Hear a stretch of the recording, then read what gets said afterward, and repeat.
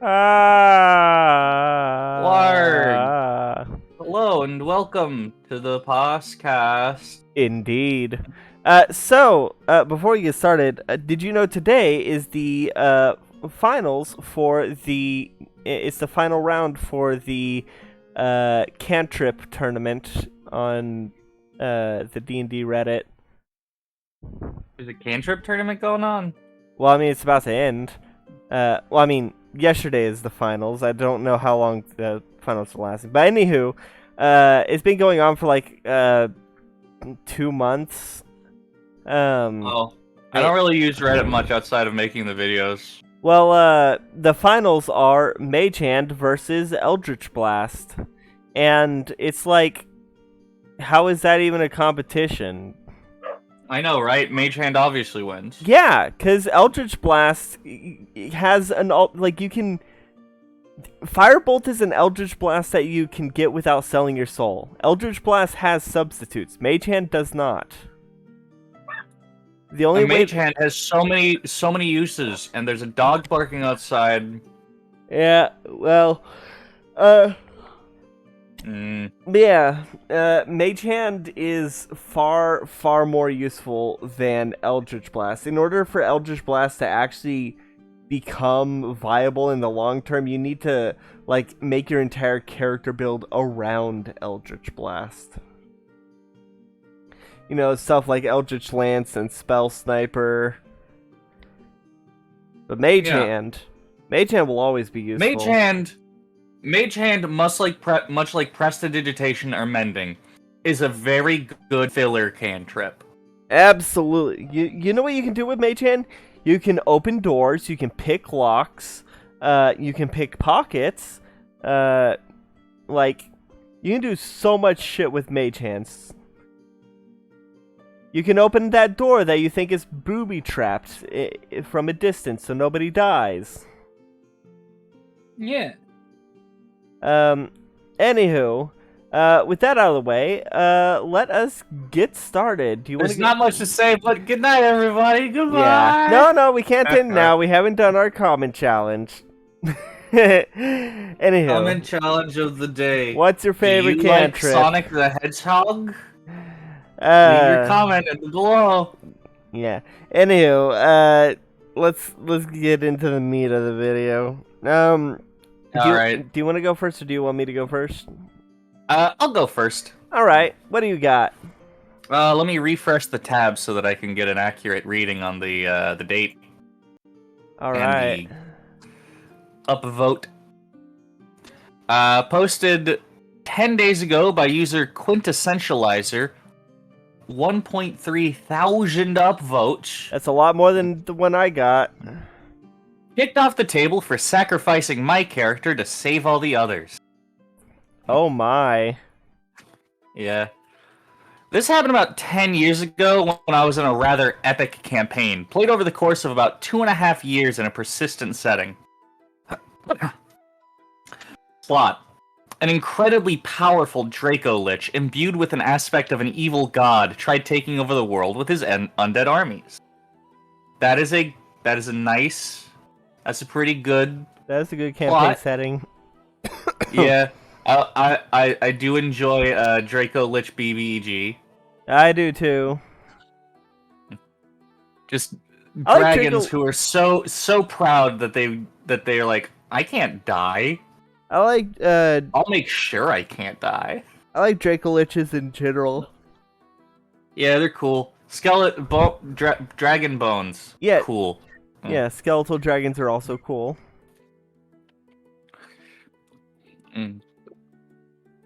Maybe y'all will turn a skeleton into a dragon. Maybe. Wait, I don't think that's how that works. Kiki. It was my first campaign with these guys, but it was awesome. The GM knew how to capture our hearts and feelings, amazing roleplay ensued, memorable moments happened and all. I played a female wizard, the others were mostly martial classes. Due to the nature of our enemy being magical, there was quite a spotlight on my character, as I was the only one really trained in the skills to research this. Also, a few other predicaments happened that I was able to solve with unforeseen use of my magical spells. which might have made a few of the other players feel uncomfortable.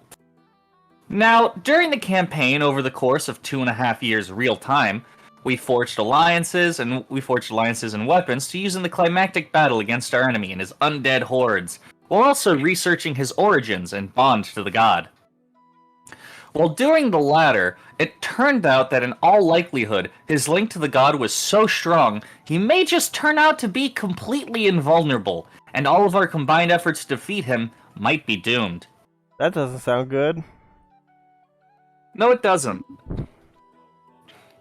Our research was not entirely conclusive, but it might be possible to cut the link with the evil god before the battle by transferring it upon yourself. However, that would involve making a pact with the evil god and selling your eternal soul, which was, of course, out of the question for pretty much all the god-fearing characters. That is, all except my wizard, but I was unable to tell my comrades about this plan, as they would have surely slain my character on the spot for even thinking about it. So I talked with the GM in private, and he was thrilled by the idea. Ran a solo session in secret with me about forging a pact with the evil god, and I prepared some sequestered spells for use during the battle. The day of the battle came, and armies of tens of thousands came together to defeat the Draco Lich and his armies. During the epic battle with the hordes, our enemy made his appearance, and with valiant effort, we were able to bring it down to the ground. But we weren't actually dealing any kind of significant damage to it.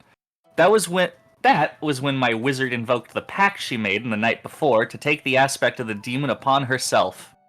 It worked! The aspect was transferred to my character in a literal light show of special effects, and, almost as expected, all my former friends turned around and targeted my character with the strongest attacks. That's when she invoked the sequestered spells prepared beforehand, hiding behind a force wall and teleporting to safety, the evil god's aspect still inside her. The Draco Lich and his armies fell swiftly after that, but the former friends of my character swore revenge on her for betraying them. All in all, amazing campaign, and in the end, the hero saved the day and my old character, now a possible future antagonist, surely soon to be overpowered by the god's influence, ruled over newly resurrected undead somewhere far away. The end? So, next we were able to start a new campaign. I rolled up a new character, a roguish non-spellcaster this time, as I didn't want to be the focus yet again. When we met for the first session of the new campaign, the other players gathered and let me know they decided I will no longer be part of this group, nor any other group any of them played in.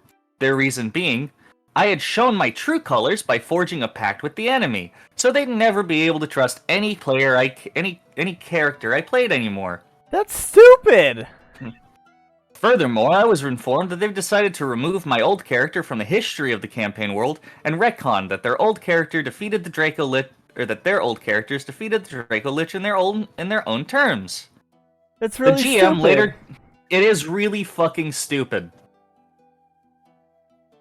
It's like, do these people not understand the doing shit for the greater good? Like, come on. Do they also not understand the difference between, character and player? Exactly. The GM later told me in private that he was outvoted by the other players, and that he really loved what I did. In fact, it would never have been possible for all of our combined efforts to take the dragon down had I not done this. There originally were other ways to defeat our enemy, but we didn't go that route for various reasons. But the other players were too adamant in their position, and he didn't want to lose his group, so joining the others and kicking me out was the way of least resistance. Fuck that shit. Yeah, I was pretty devastated at the time, as the roleplay and interaction I had with this group was so amazing. But I got over it eventually. So in the end, my character saved everyone by pretty much turning herself to the dark side, and I got booted from one of my favorite groups for it. Yeah, if I was that DM, I would veto the players' vote and be like, y'all are being dumbasses. Alright? Yeah. Edit. Wow, this blew up more than I thought it would. I don't want to point any fingers at anybody. I believe I am as much at fault myself as the DM and partially the other players too. I would approach this whole situation much differently today, and if I was one of the other players instead in this campaign, I might just as well see this other me as the main problem. I would like to believe I've learned from it though, and would not make the same mistakes again today. In the end though, it's an RPG horror story, however, and that is why I wanted to share it. That's kind of taking the wrong message from that. Yeah, no, it's the thing they Comment. the thing they should have the takeaway of it is learn the fucking difference between players and characters. If a character, Speaking of that, yeah. Speaking of that, user prominences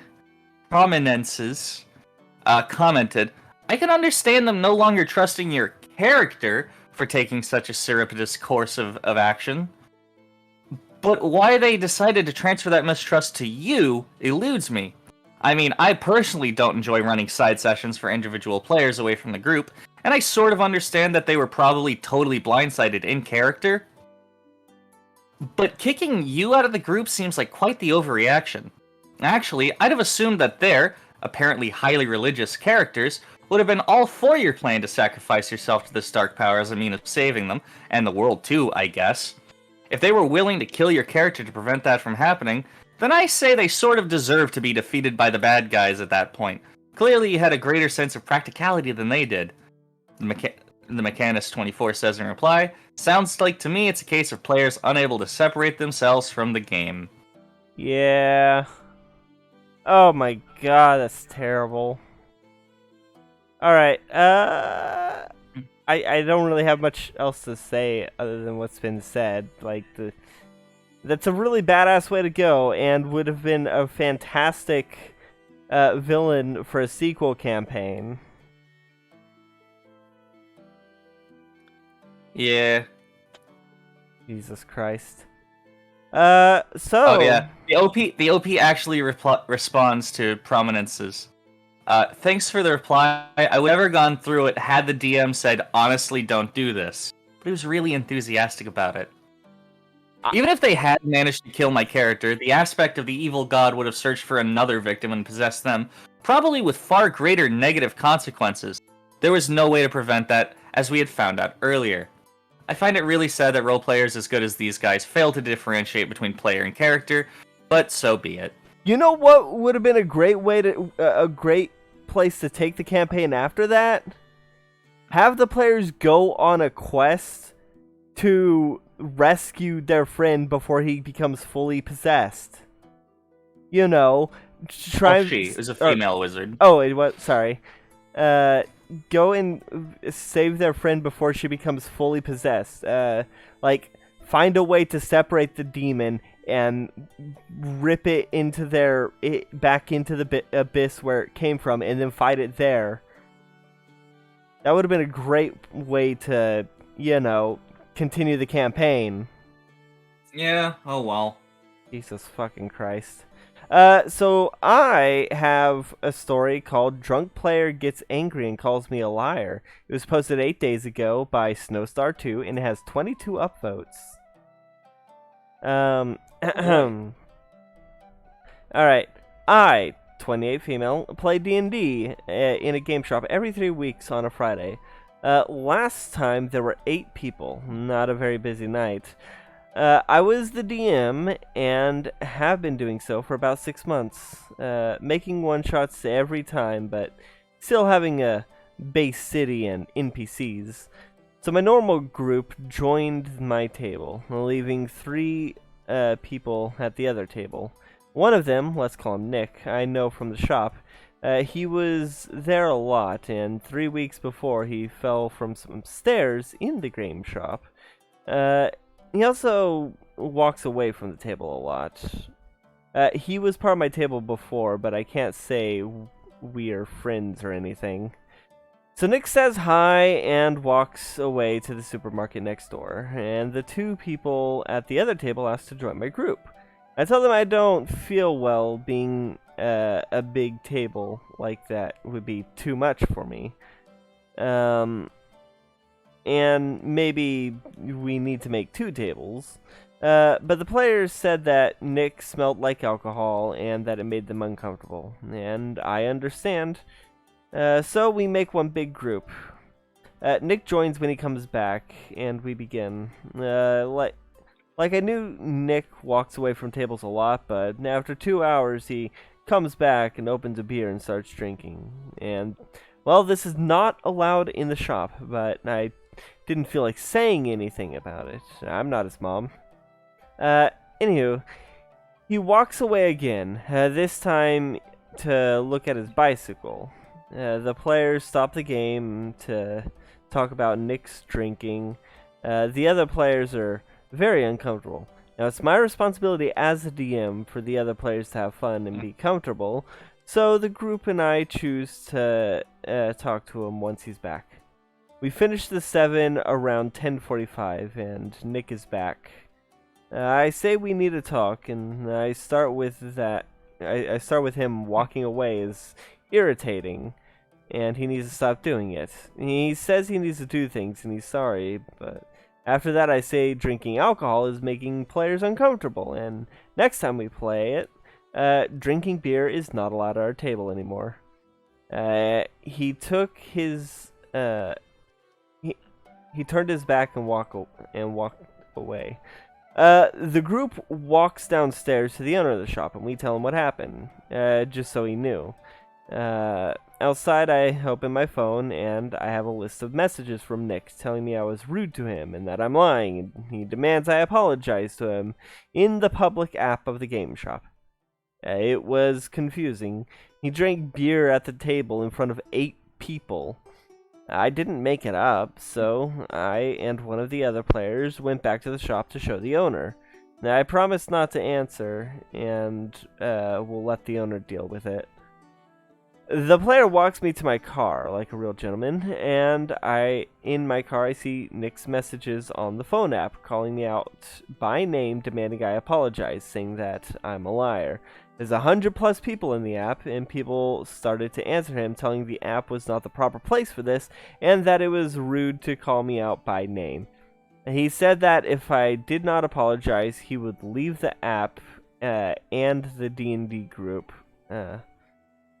By the time I was home, he stepped out of the app, and the owner of the shop said that he was handling it. My phone was blowing up. People from my group were asking me if I was okay, and people wanted to know what happened, and Nick was asking if I was happy, and I blocked him. I answered the messages from a D&D group, and heard a very interesting story. 3 weeks before he fell down the stairs, his backpack was full of beer. 3 weeks before, when he fell from the stairs, his backpack was full of beer and he was drunk, and they took him to the hospital. I did not know that. I went to bed and woke up the next morning sick. Like I said, I wasn't feeling well. Anywho, tomorrow is the next D&D night, and I'm a bit nervous. I don't know if he's there. TLDR, a drunk player got angry and called me a liar. So, this is this one I wanted to mainly talk about. Don't drink at the table. Don't drink at the game. Because, like, it's not a good idea. Because, you know, you don't exactly make the best decisions when you're drunk. Yeah. Unless the table is specifically playing drunk D&D. Yes, that is acceptable. If drinking is like if it is made with the intention of alcohol consumption, then it is fine. In which case, the only rule is don't bring homemade absinthe you bought off the internet. Exactly. Yeah. Well, it was absinthe powder added to moonshine. It was quote-unquote absinthe powder added to Everclear. Jesus. Yeah. God, I love that story though. That was still one of the best stories. Because that one wasn't cringe, other than, you know, buying weird powders off the internet.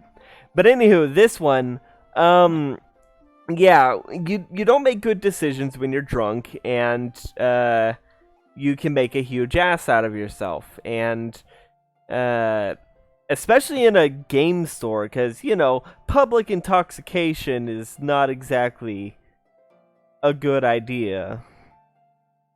If you're like hosting at a bar, or if you're playing a D&D game at a bar and drinks are like expected from everyone, like it's drinking is part of the D&D game, then that's fine. Basically, drink responsibly. Yeah, There's responsibly. There's a time and place to get drunk, and at a public game store is not the time or place. At the very least, if you're gonna drink at D&D, do it at your own home. But probably don't, unless everyone's okay with that. Anywho, this is a short episode, so I guess that's it. Alright. Yeah. So, thank you everybody for watching. Tune in next week for another episode of Posscast. Also, on the channel, I am playing Fable 2.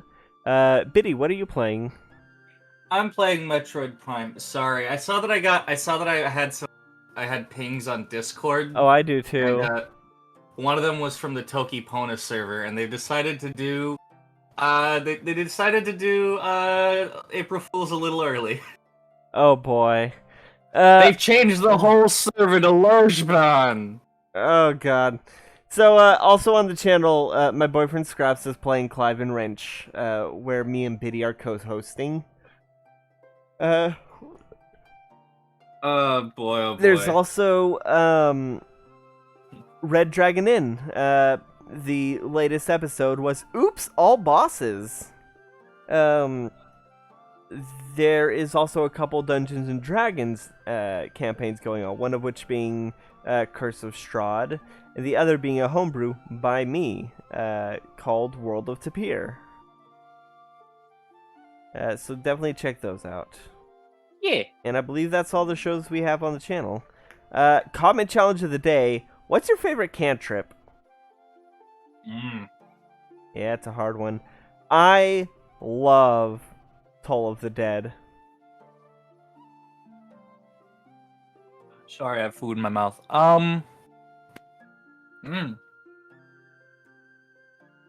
would have to say my favorite is probably Prestidigitation, just because it has so many uses. Yeah, like shit your pants. Yeah. Yeah. I think the only reason why Prestidigitation didn't go up and make it to the finals is because, like, halfway through the tournament, it went up against Mage Hand, and that was a very close one. Yeah. Anywho, with that out of the way, there's nothing left to say but good night, everybody! Goodbye!